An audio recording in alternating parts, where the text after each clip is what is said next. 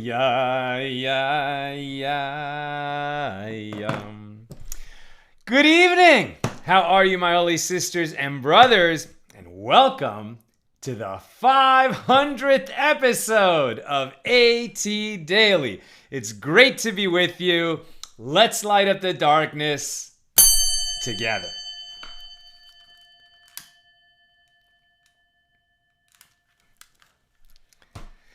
This is a community. From the beginning, Accidental Talmudist was conceived to be not a person, not just based on my experience, but a community learning together. We've been sharing, Nina and I, what excites us in Torah all these years since we started in 2012. But it was last January 5th, 2020. Who knew? Who knew? January 22.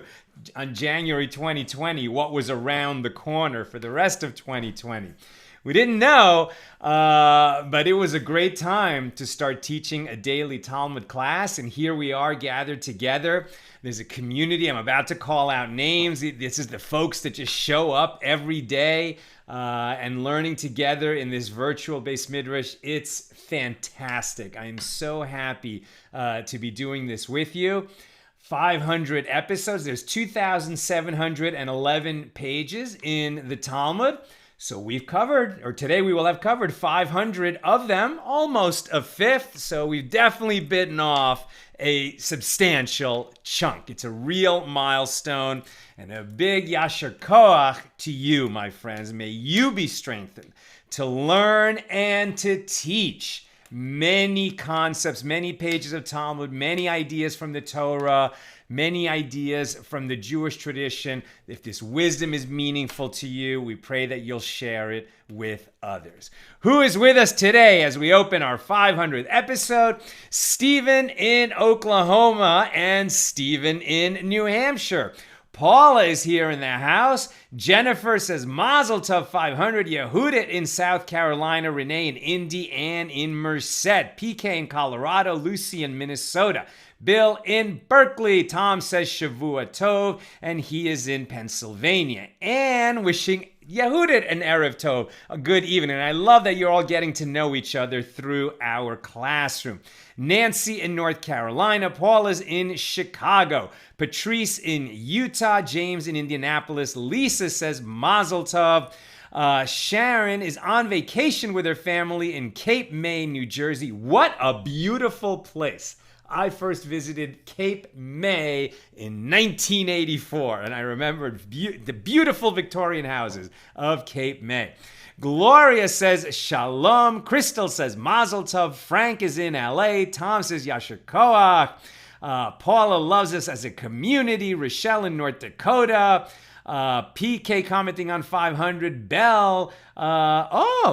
Not only is it our 500th episode, but it's Bob Dylan's birthday. Happy birthday to Zimmy turning 80. Wow, another big milestone. That's so cool.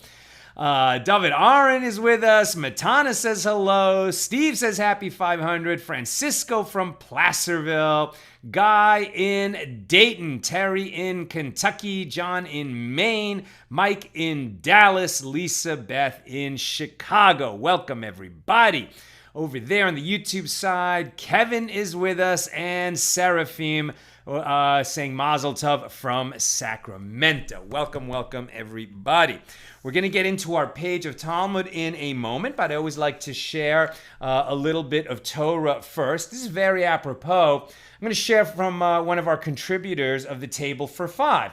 I imagine that most of you are familiar with the Table for Five, but in case you haven't noticed, every week now, I think we've been doing this for 3 years, maybe 4.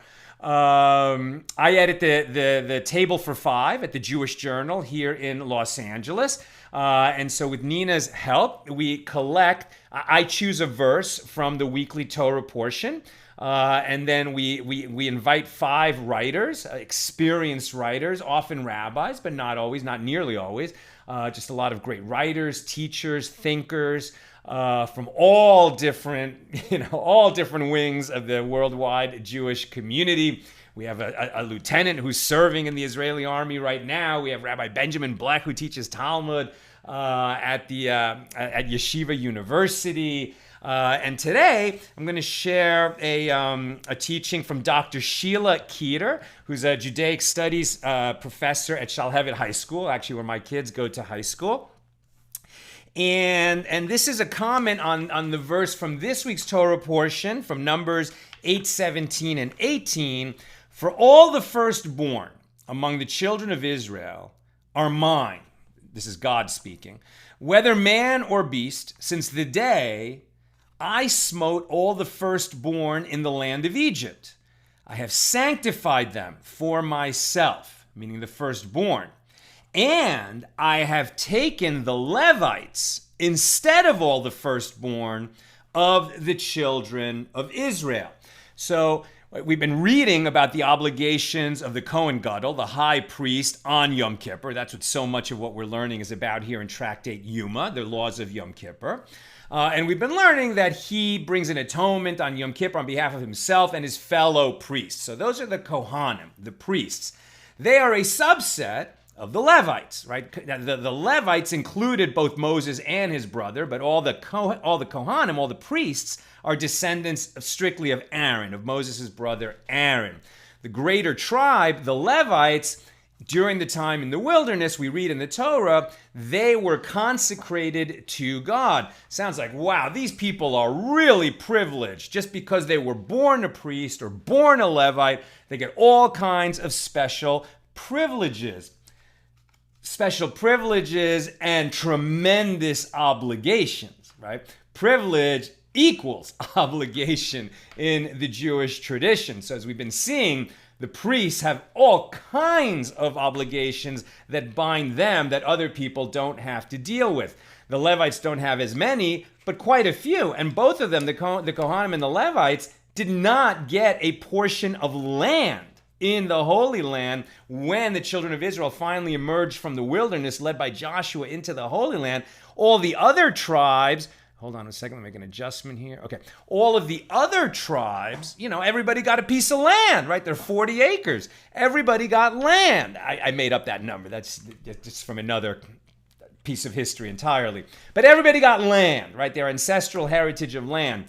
Not the Levites, not the Kohanim. So they had this privilege of serving God in the temple. The Levites in the wilderness carrying all of the accoutrements and the tabernacle itself from one place to another. But they were also deprived of other rights and privileges that the rest of the nation of Israel received. So what does it mean to have this privilege and to be sanctified unto God, to be called more holy than the others, and to take the place of the firstborn? This is how Dr. Sheila Keeter reads this passage. The Torah is a revolutionary work. It upended the prevailing values of the ancient world. The 10th plague, death of the firstborn, served not merely to instill terror in the Egyptian populace and convince Pharaoh to release the Israelite slaves. More than that, it directly attacked the societal structure of the ancient world's greatest power. Egypt's strength rested on a stratified society where birth determined fate. The firstborn son of a king became king, but the children of slaves were doomed to remain slaves. No way out of slavery in Egypt. God destroys Egypt's firstborn, thereby destroying a social structure that was predicated on injustice. Now, since God spared the Israelite firstborn, at that moment, their lives were sanctified to God. Not for special privilege, but for service, to serve God. The Torah describes the firstborn as petirat rechem, opening the womb. The word rechem implies rachamim, which in Hebrew means mercy, and in Aramaic, the language spoken by our sages, in that language it means love. A firstborn child opens its parents' capacity for love and mercy, as their loving and protective instincts for their newborn awaken their own realization that they exist not solely for themselves. and learning that they are now responsible for this child, and the kind of love that a parent, feels for a child, there's nothing else like it. But when they feel that love for the first time, they awaken to a new state in the world. And accordingly, God called upon the firstborn to serve Israel. Alas, the Israelite firstborns failed to internalize this message. They, like their fellow Israelites, sinned with the golden calf. Only the Levites resisted. The Levites, the descendants of Jacob's thirdborn, demonstrated that merit is not a function of birth order, but of moral character, thus bringing God's revolution against the ancient world order full circle.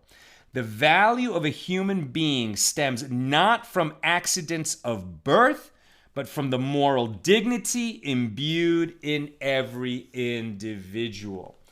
And so we saw in all the story of our, what is the big accusation against society? That it's a patriarchy. Everything about a patriarchy is wrong. So you would think that the longest continuous religion in which we refer to the merit of our patriarchs would be the sort of arch-patriarchy that the modern people seek to reject. That if you actually look at the patriarchy of Judaism, what happened to the firstborn son of Abraham? He didn't inherit the mantle of the leadership. The secondborn, Isaac, did. What happened to the firstborn of Isaac? That was Esau. Did the leadership pass to him? No, it went to Jacob. And it happened again to Joseph's sons, Ephraim and Manasseh. Time and again, they had the benefit of God's insight, but God rewarded merit over birth order. God rewarded merit over any kind of inherited privilege. Now, there is this inherited idea, well, who's a Cohen? If your father was a Cohen, you're a Cohen, right? You can't become a Cohen. You can't become a priest in Judaism. And who's a Levi? If your father was a Levi, you're a Levi. I'm a Levi.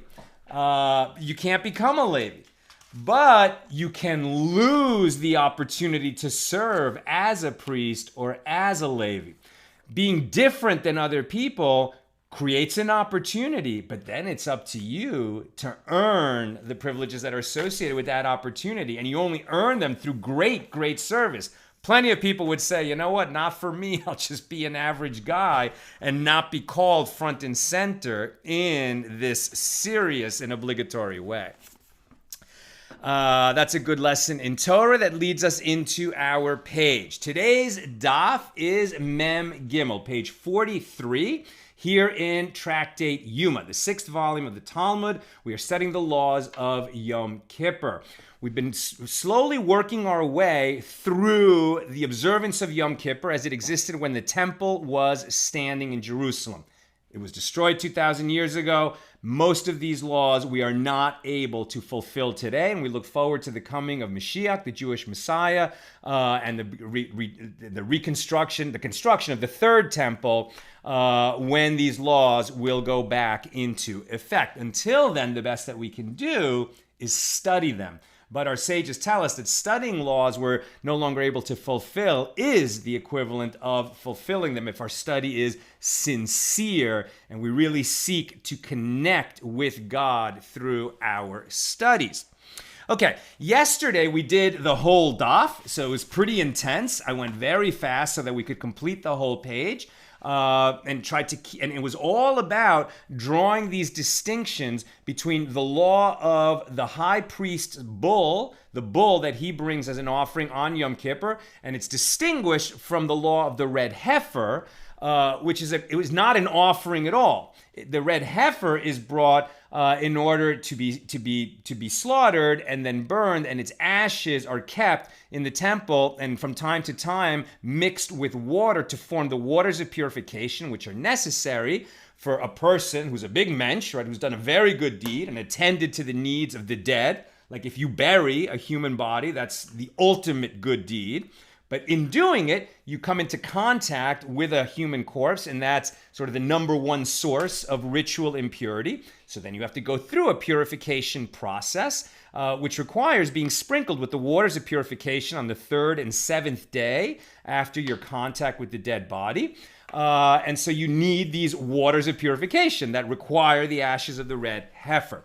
However, in both cases, we have a bovine, right? We have a bull or a cow that is slaughtered by a priest. Does it have to be slaughtered by a priest? That was a question we examined yesterday, and we looked at other critical differences between the ceremonies of the high priest bull on Yom Kippur and the ceremony of the red heifer, and tried to understand some principles that distinguish them. At the end of the day, the ruling of Rav overruled his disputant Shmuel. Rav said that the bull of the high priest on Yom Kippur, even though the high priest does almost everything of the daily services and the special service of Yom Kippur, the actual slaughtering of the bull doesn't have to be done by the high priest. It doesn't even have to be done by a priest. But when the red heifer is slaughtered to get the ashes for the water purification, that does have to be done by a priest.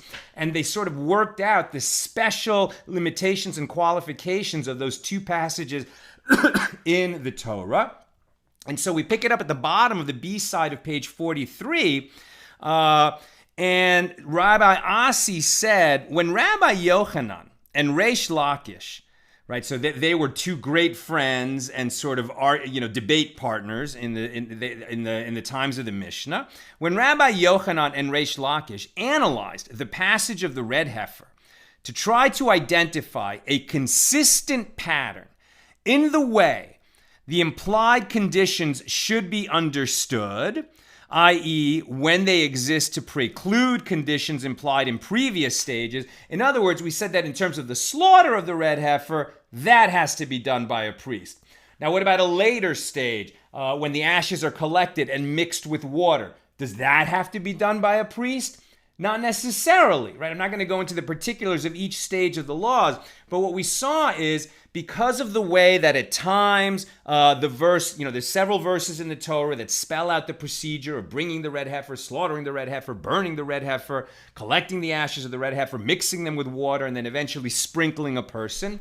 And at all those different stages, some things have to be done by a priest, some things don't have to be done by a priest. Some things have to be done by a man, some things don't have to be done by a man. Some things have to be done by an adult, some things don't have to be done by an adult. But there's no consistency throughout the whole process. And in terms of trying to figure out a principle that kind of inhabits that whole passage in the Torah, well, when they tried to come up with such a principle, Rabbi Asi says, when Rabbi Yochanan and Reish Lakish analyzed the passage of the red heifer, they brought up from it only the amount of earth that the fox brings up from a plowed field. Meaning, they reached very few conclusions, right? They came up empty, is what it means. It's a nice little figure of speech from our sages that what did they come up with? About as much dirt as a fox brings home from a plowed field. Not much, right? And so they couldn't come up with it. And what they said is, okay, in passages like this, we just have to examine each verse closely.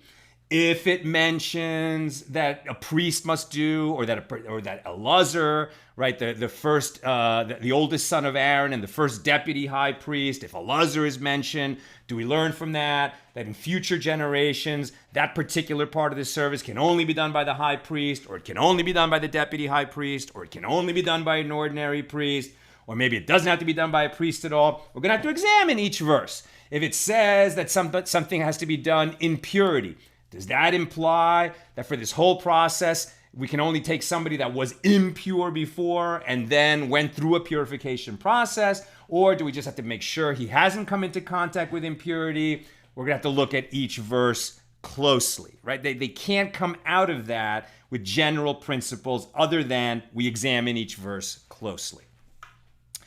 A Tana who would recite Baraisos, right, so contemporaneous teachings of the Mishnah, in the study hall, recited a Baraisa before Rabbi Yochanan. He said, all slaughterings are valid if performed by a non-priest except for that of the red heifer. So that seems to be consistent with everything we learned the last couple days. Okay, the red heifer has to be, the actual slaughtering, the killing of the animal has to be done by a priest. But all other slaughterings, meaning offerings that are brought in the temple, and we've seen this before, they don't have to be done by a priest. The priest has to receive the blood of the offering and take it to the altar and sprinkle, etc. All of that has to be done by the priest. But the actual slaughtering the animal, shechting it, doesn't have to be done by a priest. So that's what this Baraisa is saying. And this reciter of Baraisa said this before Rabbi Yochanan.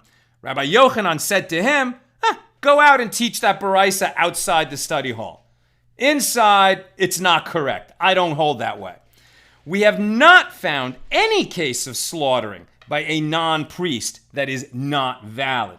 So since the other guy said, well, you never have to have a non-priest never has to be the one who slaughters, except in the case of the red heifer, Rabbi Yochanan disagrees with him. Rabbi Yochanan is saying even the red heifer does not have to be slaughtered by a non-priest. Now, the halacha did not come out according to that ruling of Rabbi Yochanan. And Rabbi Yochanan was very convinced of this. Needless to say that he did not listen to that Tana, that rabbi who was reciting Baraisas, but he did not even listen to his own teacher, who maintained the same opinion as the Tana and that which became the halacha, the law. Because Rabbi Yochanan said in the name of Rabbi Shimon ben Yehotzadak, the slaughtering of the red heifer by a non-priest is not valid. Right? He said that in the name of his teacher. But he also added, and I, Rabbi Yochanan, say, it is valid. We have not found any case of a slaughtering by a non-priest that is invalid. But notice, while he holds passionately to that opinion that even the red heifer can be slaughtered by a non-priest, he first reports the opinion of his teacher in his teacher's name, succinctly and clearly, and then he gives his own disagreeing opinion, right? He doesn't say, well, my teacher said, with a tone of sarcasm like his teacher is wrong. He states the opinion of his teacher, which became the law, and then he adds, I disagree, and here's what. The Mishna states, the high priest comes and stands next to his bull. So now we return to the Mishnah of how the procedure of Yom Kippur was carried out. The high priest comes and stands next to his bull a second time and confesses. And he says, please God, I have sinned. And we read in this Mishnah, the second Mishnah of chapter 4, that the priest says, I have sinned, I have done wrong, and I have been rebellious. And that's an escalating litany of sin, meaning I've sinned means I did it unwittingly. I committed a sin, but I didn't mean to. I did wrong means I did an intentional sin. I sinned rebelliously means it was like a flagrant foul that shows that you don't respect God's sovereignty over the world and particularly over yourself, right? Since you were commanded to do something and you intentionally disobeyed God in a way that maybe was public or that was somehow flagrant. So that's a rebellious sin. So the priest recites this confession over his bull. And the Gemara asks, what is different about the first confession that he made over the bull, in which he did not say, and the children of Aaron, your sacred people? The first bull, he says, please God, forgive the sin that we have done, sinning rebelliously, sinning and doing wrong and being rebellious. And he said that in the name of himself and his household. Now he's adding to that, that he's making an atonement for himself, for his household, and for the children of Aaron, your sacred people. So what is different about the second confession in which he said, and the children of Aaron, your sacred people? And the school of Rabbi Yishmael taught that is the method to which the attribute of justice lends itself. Better that an innocent person should come and gain atonement on behalf of the guilty, and a guilty person should not come and gain atonement on behalf of another guilty person. At the first confession, the high priest has still not achieved atonement for himself. Therefore, it is more appropriate for him to wait until the second confession to seek atonement for the priesthood. In other words, look to your own household first. Look to your own issues first. Before you go complaining and telling the world that other people in the world need an atonement, that they need to change, that they need to ask forgiveness, that they need to be forgiven, that they've done wrong, before you go level that, deal with your own sins and your own need to atone and gain that atonement, right?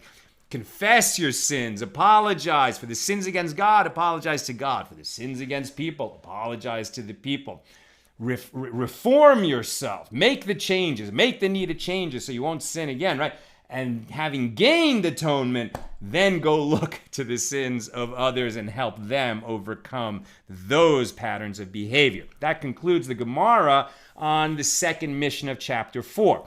We proceed to the third Mishnah of chapter 4. It's a somewhat lengthy Mishnah for a Mishnah. Mishnahs are usually so short, but we're going to be concluding today, so it's going to be a short-ish class, with the Mishnah. We will start the Gemara that explores this Mishnah tomorrow. But here we get into the third Mishnah of chapter 4.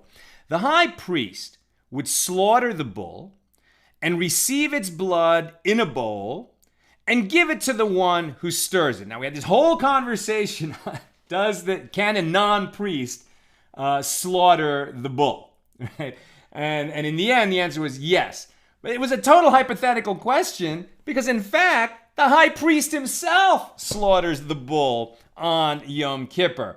Now, what we saw, we already read this, is that what he really does is he slaughters it. I mean, he makes the main cut that starts the blood flowing, but then he quickly switches. So there must be another priest there holding a bowl that's going to receive the lifeblood of the bull. And as soon as it starts flowing, I think he quickly grabs that bowl and another priest finishes that cut, finishes that incision so that the priest can do both parts. Because really, this is more important. The slaughtering, okay, he's going to do it because it's Yom Kippur, but as we've seen, that's not even essential. It doesn't have to be done by a priest at all. But receiving the blood of the bull offering on Yom Kippur, that does have to be done by the high priest himself. So he jumps over and receives this blood in a bowl. And then, having received it in the bowl, he hands it off to the one who stirs it, right? It has to be, blood will coagulate, so that blood has to sort of be kept stirring. I know it's a little bit upsetting to us to talk about blood, like blood is kind of gross, blood is kind of scary, blood is unpleasant.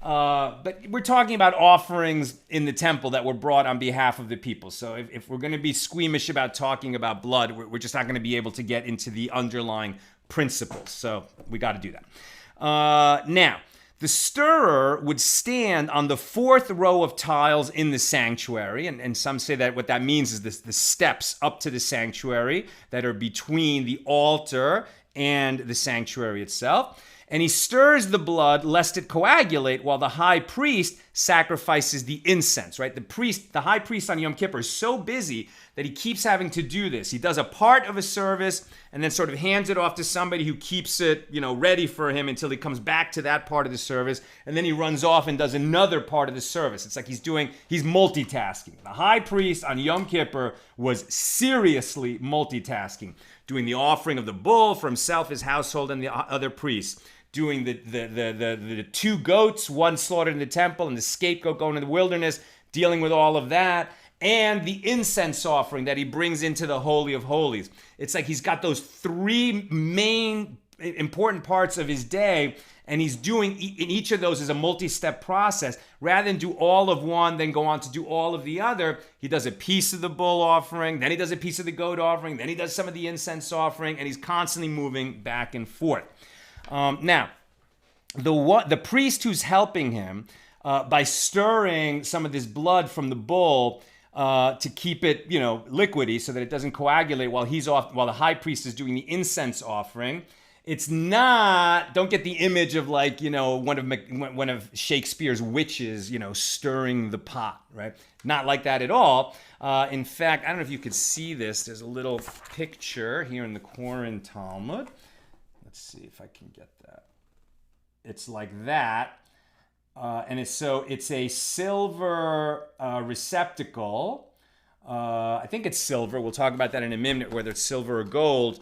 But the idea is that it is a vessel made of a precious metal that has a round bottom, right? So it's like a really big mug that you can't put it down. It has not just a round bottom, but a pointy bottom, like round with a point on the end of it. So there's no way to put it down.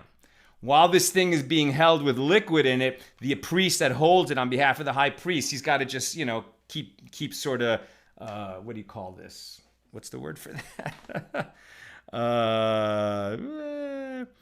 That the blood spit, he swishes the bowl. That's the verb that they're using here. He's swishing the bowl, right? He's just kind of like moving the bowl around like this so that the liquid inside is swirling around, and that keeps the blood from coagulating. He's not stirring it with something that's actually inside the liquid. Okay, so the stirrer would stand on the fourth step leading up to the sanctuary, while the priest sacrificed the incense. What was that? So the priest, the high priest now, would take a coal pan and he would ascend to the top of the altar. This is the main altar in the courtyard of the priests. And he would ascend the ramp and go up there, and he would clear the upper layer of coals to this side and to that side. And then with his coal pan, he would scoop up coals from the inner consumed coals. I guess the inner really hot coals. And he would then descend and place the coal pan with the coals on the fourth row of tiles in the temple courtyard. So he's got now the coals that he's going to use to go into the Holy of Holies and put the incense on them. But does he take them and go right into the Holy of Holies? No, he doesn't. He just takes the coals that he's going to need. He does that part of the incense service, and then he puts them down on the steps. Why can't he just go right now into the Holy of Holies? Because when he enters the Holy of Holies, he can only be wearing the white linen vestments. What's he wearing right now? He's wearing the gold vestments of the high priest. Why is he wearing those vestments? Because he's handling offerings, right? The bull and the goats. So that's why he's not right now able to go inside to the Holy of Holies. Okay, and he would descend and place the coal pan with the hot coals on the fourth row of tiles in the temple courtyard. The Mishna comments on some of the contrasts between the service and protocols that are followed on Yom Kippur compared to those followed the rest of the days of the year. Right? So now it sounds a little bit like the Manish Tanah, what we say on Passover when we say, why is this night different from all other nights? On all other nights, we either, recline or sit up in our seats. On this night, only reclining, right? So that's how we make this distinction between that night and all the other nights. This is going to sound a little bit like that.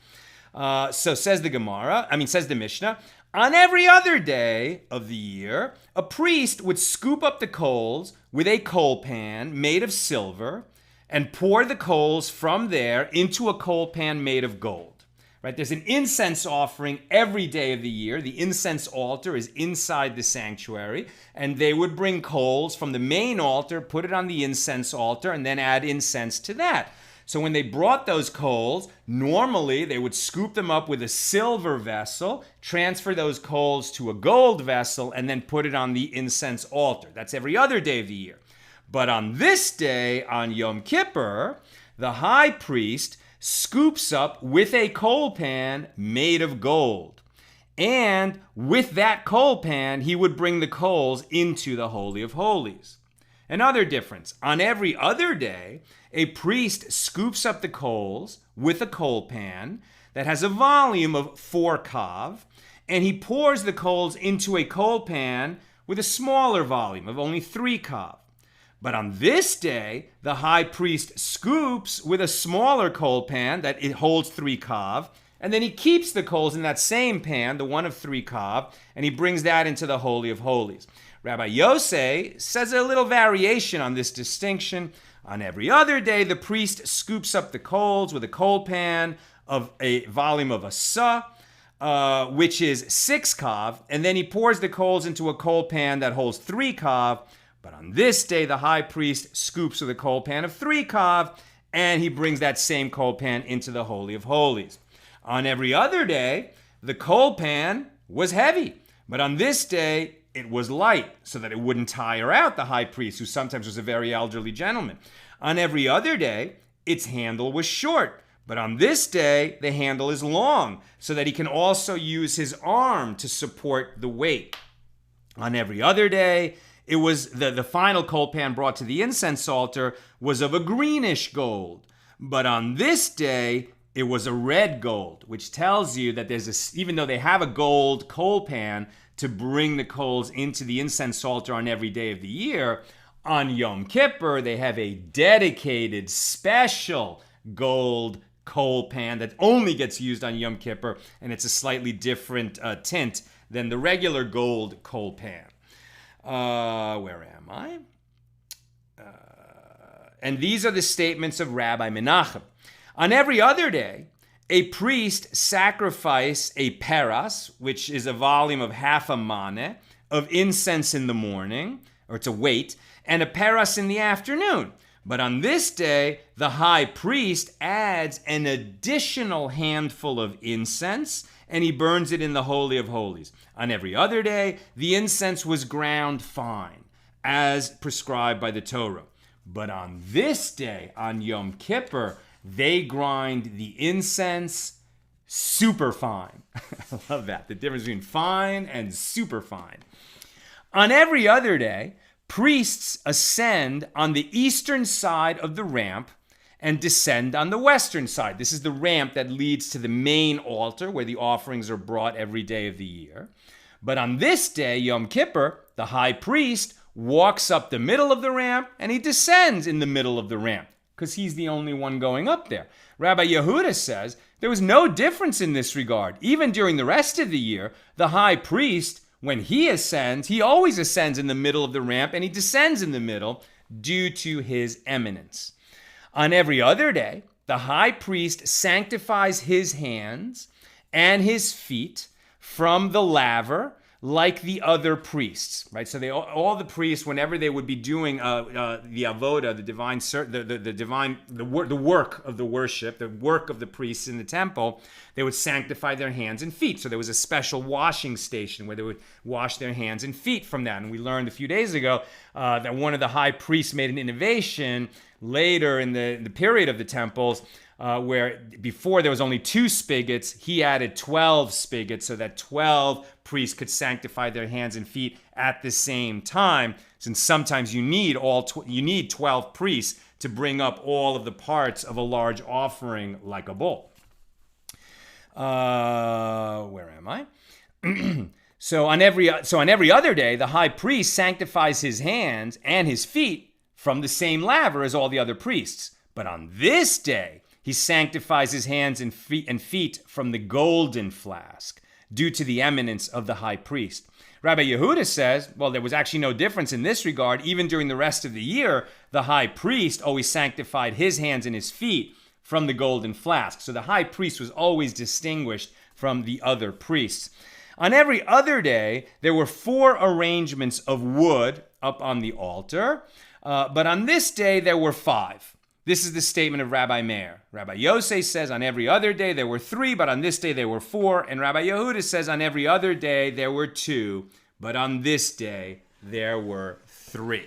So there were a lot of sort of physical, tactile, nitty-gritty differences of the way things were done on Yom Kippur versus the rest of the days of the year. But what we see certainly as a consistent theme is that the main difference is that the high priest does everything, and everything is at a higher degree of shine, of luster, right? Everything is prepared. The incense is ground not fine, but super fine. We use the finest gold vessels. The priest moves alone. And what's interesting is that when he finally gets to bring that incense and the coal pan, the gold coal pan, into the Holy of Holies, where only he can enter, there he's going to have his clothes as high priest, which he wears every other day of the year, they're going to be removed. And when he enters the divine presence, where the distinction between high priest and priest, where the distinction between high priest and ordinary person, where the distinction between high priest and an amoeba is actually nil compared to the difference between any human and the divine presence, which is inside that Holy of Holies, He has to go in with an air of utter humility. And that's why he wears just those plain white linen garments. Okay, let's get to your comments and questions. Oh, let me mention before we go to the comments and questions, we're going to be starting a little initiative. Not little, an important initiative here at Accidental Talmudist, which is the Shabbos Challenge. The Shabbos Challenge. You know, it's funny, I have a good friend, a dear friend here in LA, and he completed Daf Yomi during the last cycle. He spent an hour a day studying Talmud every day for 7.5 years. We've been learning together for a long time. And he was inspired by my first trip through Daf Yomi in that cycle. And I said to him, well, at a certain point, how have you been changed by your learning? Because I was often asked that question. And, he would talk about, what he'd learned and how he'd grown in wisdom and stuff. But he hadn't really challenged himself to take on more Jewish observance. So I said to him, well, why don't you challenge yourself and take on a mitzvah that you weren't doing before? And after I nagged and pestered him for a while, he did. And he's thanked me repeatedly and regularly ever since. So I want to say to you that, there's many mitzvahs you can take on if you're not already doing them. But really one of the biggest, and the one that sort of makes such a difference in everybody's life when they start getting serious about it, is Shabbos. Now, you can sort of go all the way and just become a Shomer Shabbos Jew, or maybe you just want to go in stages. But what we're going to do is we're going to sort of create, sort of some milestones that you can do. And by the way, this is going to apply to non-Jews as well. Non-Jews are not obligated in Shabbos, but everybody can benefit profoundly by unplugging from technology, from phones and laptops and desktops and all that stuff for 24 hours every week. It just resets your internal compass. It's so rejuvenating. So we're going to just kind of issue a little system of how we're going to put it out later in the week. And just challenge people to take on some practices. If you've been learning with us and you're touched by this wisdom, it's not just enough to learn. You got to honor God, show gratitude to God by doing what God asks of us. If you're not a Jew, you're bound by the Noahide laws, and a big part of that is Torah study. And if you're learning with us every day, you're engaged in Torah study, that's huge. We're also going to challenge people to take on Shabbos, right? So if you're not a Jew, just to unplug, because that will really help with your learning, and maybe dedicate one day where you're not reading the news obsessively all day long and hearing all that bad news, but rather checking in with your family, spending a little time with Torah study, resetting, having a real reset. And if you are Jewish, you're bound by Shabbos. So maybe you're not ready to go all the way and to give up driving and technology and to light the Shabbos candles and make kiddush and make motzi and all the different things. Or maybe you are. Or maybe you want to try it at least for one Shabbos. Maybe you're not ready to make the absolute commitment for every Shabbos. But what about one Shabbos? Right? So we're gonna issue the Shabbos challenge, and we'll see who takes us up on the challenge, and then maybe people will report back to us their experience, share with the community how it's going. Is it meaningful? Is it difficult? Is it rewarding, etc. So watch for news of the Shabbos challenge coming your way. Okay. Sharon Frant Brooks, the priesthood is inherited, but prophecy is God selected. Hence, Aaron's sons are acknowledged, but the sons of Moses need to be selected for prophecy, right? So Moses' sons, they're mentioned in the Torah, but we don't really have any, we don't have the lineage of Moses, right? There aren't people in the world saying, I'm a descendant of Moses. They're the descendants of Aaron, but not the descendants of Moses. Now, we're all, in a sense, the children of Moses. We had this teaching elsewhere in the Talmud, that one who teaches Torah to another becomes like a father or a mother to that person. So in that sense, Moses, the lawgiver, Moshe Rabbeinu, our teacher Moses, is sort of like a father to all of us. But it's exactly right. Some things are inherited, some things are selected by God. Right? And while we're not prophets, right, there's no prophets anymore. Prophecy is gone. But God does select people all the time. When an opportunity to do good in the world comes your way, particularly a good that will only get done if you do it, what do you think just happened? God selected you for that noble deed. Will you step up? Tom, the fact that performing such a holy act leads to impurity proves that the word impure in this case has nothing to do with common understandings of the word. That's such an important teaching. Exactly. It's something we trip over all the time. Normally we think, well, pure is good, impure is bad, right?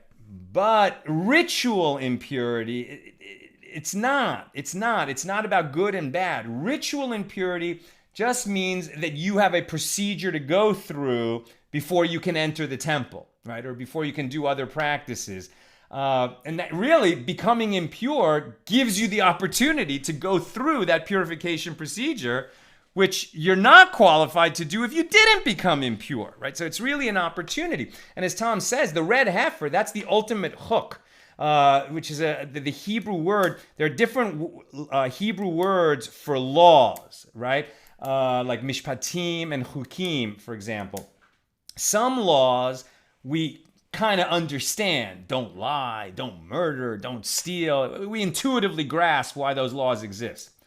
Why does a red cow have to be brought that's pure red and has never been worked, and then it gets slaughtered and burned to create the waters of purification? But the one who creates the waters of purification thereby becomes impure? We can't understand that law. It is that way because God said so. It doesn't have a rational basis. But by following these laws, we know we're doing what God asked us to do. And there's a tremendous feeling of peace that comes over you when you're doing what you know your Creator has asked you to do. Bell, I thought kosher slaughter must be done in one stroke. True. And as a hereditary vegetarian, my great-grandfather became a vegetarian when he came to this country, as he couldn't trust the shochet here. So he couldn't trust the kosher meat, so he just went vegetarian. All the slaughter stuff is really off-putting. I understand, Bell. I understand. It is one stroke. So when it says that somebody else finishes the slaughter for the priest, he has to make that one stroke that actually slaughters the bull on Yom Kippur. But then he's not going to be involved with the rest of that animal and dismembering it, etc. Right? He's going to shift around right away to the vessel that's going to catch that life blood. And it's only that initial spurt by which the bull dies that is the life blood that becomes the offering that gets sprinkled inside. Okay, so that, I think Nina had to go. So let me just check if there are any other questions that I should check out. I see there's long paragraphs of conversation. I'm not going to be able to get there because that looks like an intricate discussion. I'm not going to be able to pick it up so fast. But I like Lynn's quote that she's sharing. We'll finish with that. She quotes in the name of Rabbi Yehuda Ashlag. Great is the study that yields action. Amen. Have a good night.